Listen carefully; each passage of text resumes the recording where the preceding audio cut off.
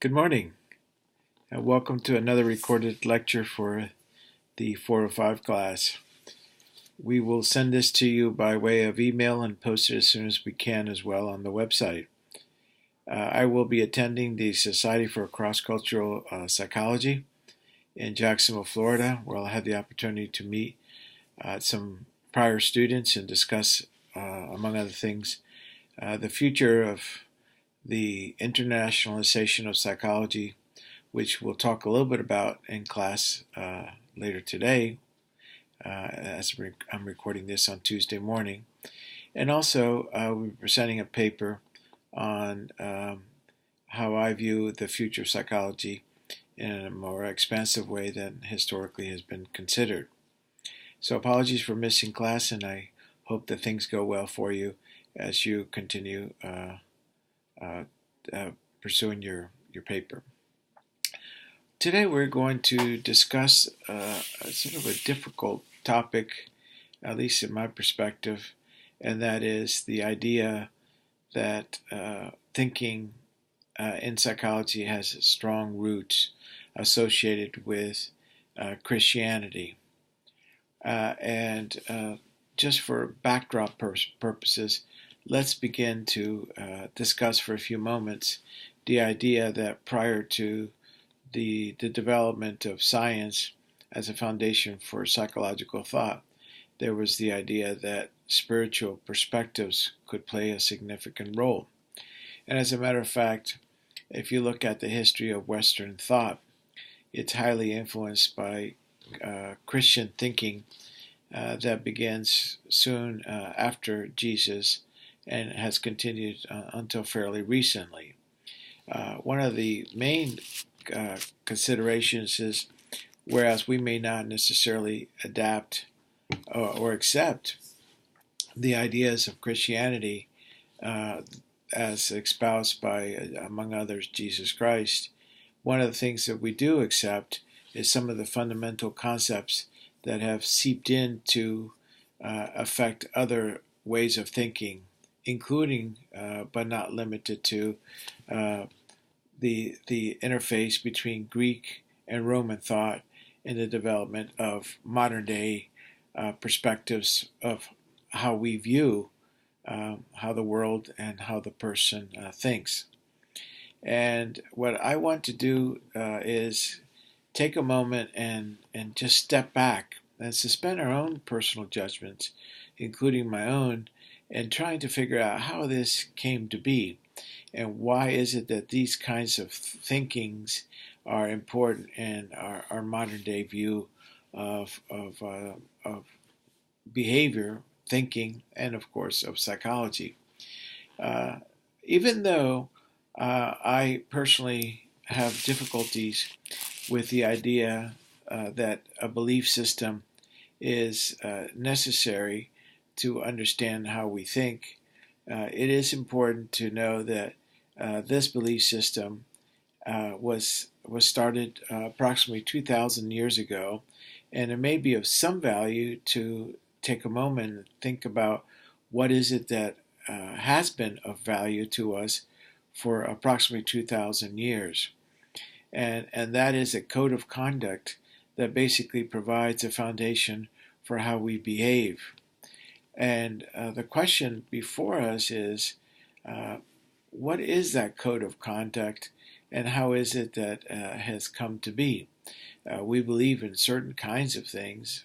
For example, even though you may not believe in the Ten Commandments, we do believe that thou shalt not kill. Specifically, if you kill, you get sentenced to die, or you get sentenced for life imprisonment. So the question becomes, how is it that these kinds of, if you will, very Western, very modern kinds of thoughts have seeped into our thinking? And I believe probably one of the best ways to address this is to take a few minutes of our time here today and then begin to search deeply into how this all came to be. And what we're going to do just as a foundation beyond having these introductory comments associated with the psychology of spirituality, as discussed two major thinkings that preceded modern day thought and is at the foundation of if you will, Christian thought. For starters, today we're going to capture the ideas of Augustine of Hippo. Some people refer to him as St. Augustine, and others as the Bishop of Hippo, Hippo. He was born in, let me see if I can get this right, 354 and died in 430. And as with everything that we'll be discussing this semester, we always begin with, and maybe I should have said this before we got into discussing Augustine himself, is that we will do several things. First of all, we will discuss a person's life, and then after we discuss a person's life, we'll discuss their books or book, if you will, and then finally we will talk about their basic ideas. And in this particular instance, what we're going to do is we're going to talk about Augustine, and one of the very few, or in fact, I think maybe the only person that we'll talk about this entire semester that actually comes from Africa.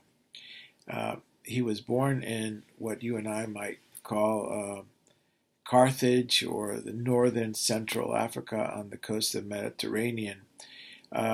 His father was a pagan and a successful businessman who on his deathbed actually converted to Christianity, and his mom, on the other hand, was actually a Christian and a devout one. He himself was not at all Christian, and in fact, you could actually say that he was beyond being a pagan. But he was learned early on. I think maybe around the age of 10 or so, he left his home and was sent about 10, 15 miles away from his home to live and to study in what you and I might call a boarding school. And during this time, he became very influenced by the current thinking, including one of the sects that was very popular at the time. And he decided to pursue a life that might resemble what you and I might call an academic. After getting his degrees, and we realized that we're talking about 300 or so after Christ. And by the way, that alone is an interesting point. We should say that this is all after Christ, AC, and that is a prejudice of some significance, I might add. And as a consequence, we should emphasize that that is a complicating factor, in the sense that we take that as a foundation for a lot of the thinking that we pursue. So in other words, we're very influenced by the presence of and existence of Jesus Christ, even by the fact that our calendar system is quote AC. But anyway, going back to Augustine, he spent time in his early years, probably through his teen and 20s, around what we might call Northern Africa, primarily teaching. He taught what you and I might call English or grammar, even though that was not the language, philosophy, and thinking. He was very much influenced by the idea that you could develop a thought, a correct thought, based on analogy. So you could come to a conclusion based on thinking about two ideas. So, for example, if B follows A, then conceivably after that could come C. and because C is related to B, at least indirectly, A is and C are related. So, in essence, it was the idea that you can come up with truth based on thinking. This was, in many ways, somewhat of a radical perspective because prior to that, as we've discussed previously in class, some thinking was based, or conclusions were based on the belief of mythology, like in the case of the Greeks and Zeus, as we've discussed already. So, in essence, historically, we've just taken the idea that something was because of some mythology, some mystery that was unsolvable. In this case, we went one step further. Well, we just don't rely on mythology or mysteries. We rely on thinking. So if we want to reach a conclusion, that conclusion can be reached by simply coming up with an understanding of the logic behind it. This idea that logic could produce a conceptual understanding of the world around us, even though it seems, as you and I might say today, logical, is by no means modern or historical before the age of about 2 or 300, 400 AC. And this was espoused by not so much Augustine, but by the people that uh, that were influencing of his thinking.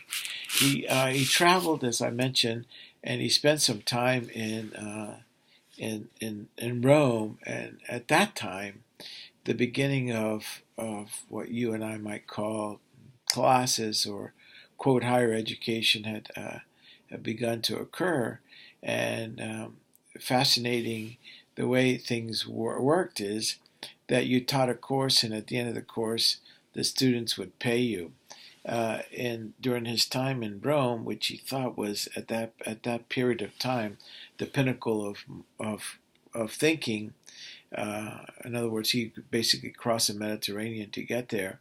He was shocked to see that after one of the courses he had taught on what you and I would call philosophical thinking, that the students did not pay him. He was very distraught, felt that there was a lack of respect, was disappointed in the concept of that educating young minds could be of value to society. And with that disappointment, he returned back to northern Africa and the Algiers part of the world. Sort of, for those of you who are trying to envision Africa, we're thinking about somewhere in between Egypt and Morocco, or directly south of Rome, across the Mediterranean. Unfortunately, he was this disappointment led him to question his trajectory. But there was a person by the name of Pontificus who had a history of knowing Augustine. They met and had serious discussions about the limits of philosophical thinking, as you and I know. And with that thinking came the idea that alternative modes of pursuing this could be viable. And the one that he proposed to him was Christianity. Uh, I think some of this may have been also influenced by his um, lifestyle. He enjoyed himself. He was a man of the world. I'm not sure you could call him hedonist, but certainly reflective of a different way of living. And with that way came materialism of sorts that did not consider a moral code of the afterlife. And that was a significant challenge to him, partially because it just didn't seem to fulfill the deep needs that he had encountered during his teaching, and for that matter, failures of teaching. And also, I think that there was a period of time he had traveled or traversed some portions of the desert, and it was during this time that he had a revelation that indeed he had to convert. And Ambrose, very popular at the time, then baptized him at the age of 31, and he took a life of celibacy, of monasticism, of poverty, and where he devoted his entire life to thinking about God. Um, this produced several books. Probably the most famous one, the one that I've had the opportunity to read, and one that I think you might enjoy as well, is called the Confessions. In the Confessions, he talks about his revelation, let me start off by saying his lack of of death in the life before Christianity, the conversion, and how this opened up a new way of thinking for him that proved very fruitful. He subsequently went on to write on grace and free will and the city of God, as well as others like Christian doctrine, and exposition on the book of Psalms. I think that on Christian doctrine might be worth taking a little bit of look at this, and for that matter, let's take a look also about his comments on confessions.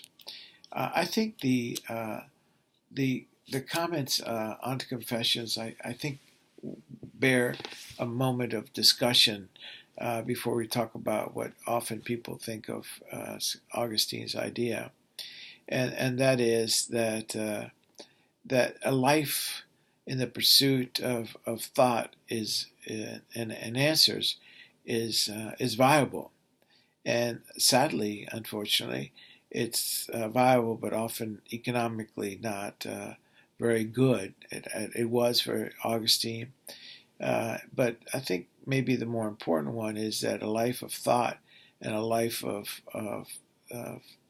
providing answers to questions may be considered really viable. And I think for some of us, including the several hundred people that are at UNCW as professors, I think suggests that that kind of lifestyle is viable. It may not be economically as significant as maybe some of the trades or professions, but it certainly is a good one. And I think that alone is it's important to remember from our discussions of Augustine. The other idea is basically that this begins the foundation of Christian doctrine. I know for many of us, we think of the foundation of Christianity as the Bible, rightfully so, but the interpretation of Christian thought is certainly very much the traced to Augustine. And specifically, there are several things worth mentioning, and I want to go into some detail in all of them. First of all, the idea of what we might call Christian anthropology, and that is that things come from putting it in context. I also I think it's important that we consider the idea of, I know it sounds odd, but free will, that you have the option to engage in whatever you prefer, positive or negative, if you will, and then that free will is extremely important in determining behavior. Now, understand that you have that option, and if you have that option then provides alternative decisions. If you make a bad decision, conceivably you could have less than optimal outcome for the long term, and if you make the right decision, you could make a more positive. You may have a more positive um, uh, trajectory. For example, in the case of this situation, it might be heaven. Now let's look at all of this in a little bit more detail, because I think that is of important.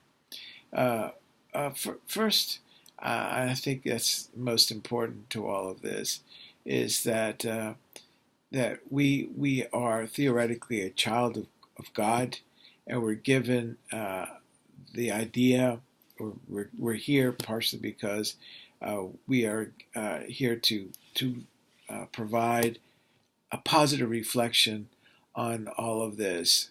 We are sort of in trouble from the beginning because of original sin, but then we have the opportunity to make it up, and we do so by leading a life where we understand the options available to us. Like I said earlier, the options involving free will, and where you have the choice to make right or make wrong. One of the things that is important is that if you make that choice, the benefits are long standing. Now, it's hard to imagine that there's any evidence to support it because, as we know, only one person has died and returned, at least according to the Bible. But theoretically, it does provide a code of conduct that begins to become part of Christian thought and continuing on. Along those lines, I think it's also interesting to note that that the idea of free will and choice not only becomes important to Christian thinking, but becomes important in general thinking, and that is that we have, in modern thought, take the case of Freud, we have id and the superego on both sides. In sort of Eastern thought, we have the yin and the yang. So this idea of having two options, the bifurcation of decision making, becomes very critical in the way that we conceive options available to us.